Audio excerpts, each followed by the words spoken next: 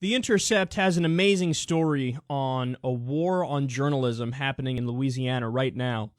They say, after a watchdog blog repeatedly linked him and other local officials to corruption and fraud, the sheriff of Terrebonne Parish in Louisiana on Tuesday sent 6 deputies to raid a police officer's home to seize computers and other electronic devices. Sheriff Jerry Larpenter's deputies submitted affidavits alleging criminal defamation against the anonymous author of the Expose That blog and obtained search warrants to seize evidence in the officer's house and from Facebook. Since it launched in late June, the blog accused various public officials and business owners of nepotism, tax evasion, polluting, and misuse of government funds. Okay, so I looked at the information laid out in the blog. The information is credible. The information is legit. The information is indeed not made up. And not only that, they source where they get a lot of their facts from. So there was one Mississippi newspaper, for example, that laid out this scheme involving dumping of, toxic waste and how there were backroom deals cut and there was corruption involved and there was nepotism involved. And they give all the specifics of it.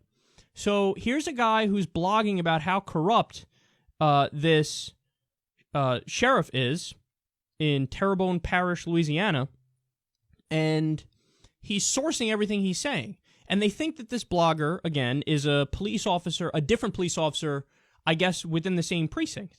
So they say, okay, let's crack down on this motherfucker. So they muck up fake warrants. They call their buddies, give me a warrant for this. The guy gives them a warrant because, again, it's their buddy. And then they crack down on it, take all his stuff. Now, by the way, this guy still maintains I'm not the guy. But look at what's happening here. What's happening here, this is a war on journalism. This is a war on free speech and free expression. Here you have a guy who's exposing corruption, sourcing things that are, that bring up many of the facts that he references, and they go and they shut him down. Now, let me ask you a question. If actual defamation was going on, which is illegal and should be illegal, so I'm going to be clear about that, but if defamation was going on, why wouldn't this police officer find a way to make some phone calls and build a case against the other people who sourced the original facts? If you really have a case, you can get federal authorities involved. You can get, people from law enforcement from other states involved. If indeed, hey, this is, they're coming after me and this is defamation. None of this is true. Okay, we'll go after them. No, instead, you go after the low-hanging fruit. Well, this is the guy I know. This is the guy who's in my state, and he's sourcing other things about me that are bad. But, I'm technically this person's boss. I'm going to shut him down. Well, no, now you're clearly violating this person's constitutional rights, their First Amendment rights, their First Amendment's rights to free speech, free expression, and a free press. Yes, if you're running this blog and you're exposing corruption, that's part of a free press. So look at what's happening in this country, man. This is totally and utterly unacceptable. This is exactly what the founders had in mind when they put in there free speech, free expression, and a free press.